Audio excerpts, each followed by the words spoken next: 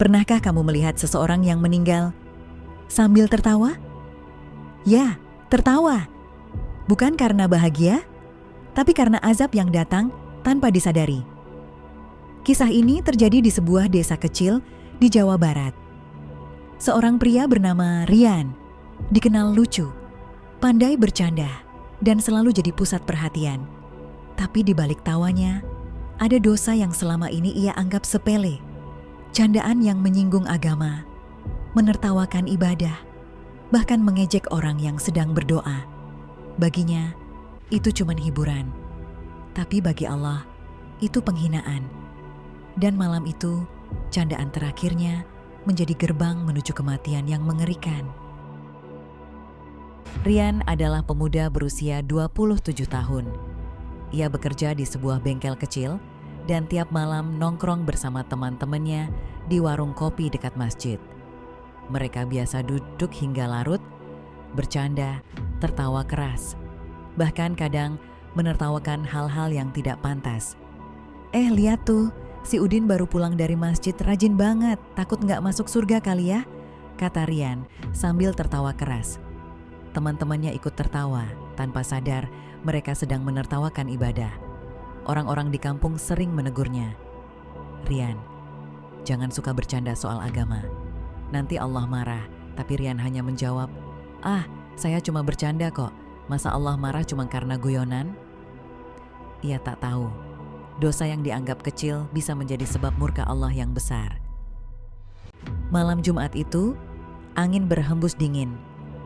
Langit mendung dan suasana kampung sepi. Namun di warung kopi, tawa Rian kembali pecah. Kali ini ia meniru-niru gaya seorang ustaz yang sedang ceramah di masjid. Ia memparodikan cara orang berdoa dengan gaya lucu dan semua orang tertawa keras. Tapi di tengah tawa itu, tiba-tiba lampu warung berkedip, angin berembus kencang, dan satu gelas di meja jatuh pecah sendiri. Suasana mendadak hening. Rian sempat berkata, "Wah, jangan-jangan ada setan ikut nongkrong nih," katanya sambil tertawa lagi. Namun malam itu, satu orang tua yang duduk di pojok warung berkata lirih, "Anak muda, jangan teruskan canda yang menghina ibadah sebelum kamu sendiri jadi bahan ejekan malaikat maut." Rian hanya tersenyum sinis. Ia pikir itu cuma nasihat biasa. 2 hari kemudian, Rian diajak teman-temannya pergi ke acara pernikahan di kampung sebelah. Sepanjang jalan, ia terus bercanda. Bahkan saat azan berkumandang, ia meniru suara muadzin dan tertawa. Tiba di pesta, ia meminum minuman keras yang disediakan temannya. "Sekali-sekalilah," katanya. Padahal dalam hatinya ia tahu, itu haram. Tapi lagi-lagi, ia anggap remeh.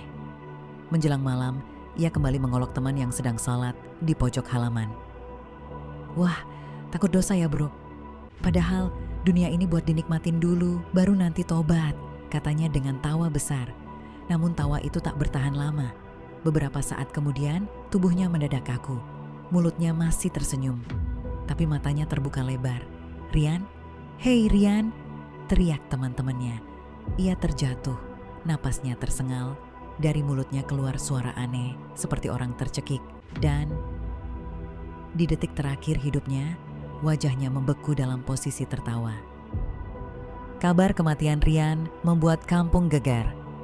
Bagaimana tidak, ia meninggal dengan wajah yang tertawa lebar, tapi matanya menatap tajam, seolah sedang ketakutan. Jenazahnya dibawa pulang ke rumah. Saat dimandikan, air selalu terasa dingin seperti es. Ketika kain kafan hendak dipakaikan, tangan jenazahnya sulit dilipat. Bahkan ketika disyalatkan, beberapa jamaah mencium bau busuk yang menyengat dari tubuhnya. Salah satu ustaz yang memimpin pemakaman berkata, "Allah tidak menzalimi hambanya, siapapun yang menertawakan ayatnya, kelak akan ditertawakan oleh azabnya."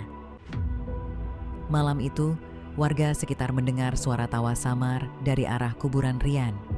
Tapi tawa itu bukan tawa manusia, melainkan suara yang mengerikan, seolah tawa yang diseret dari dalam tanah.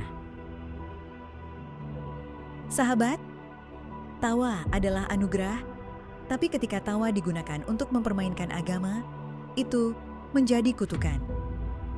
Rian telah pergi, tapi kisahnya tetap jadi pelajaran bagi kita semua.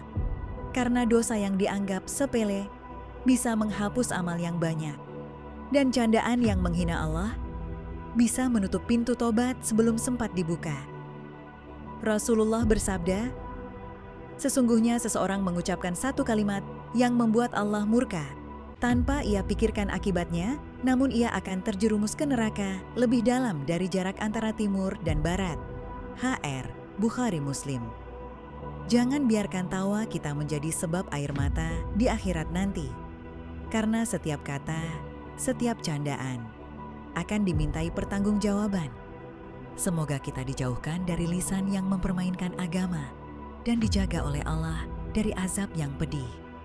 Inilah kisah nyata yang jadi pelajaran tentang seseorang yang meninggal saat tertawa karena candaan dosa.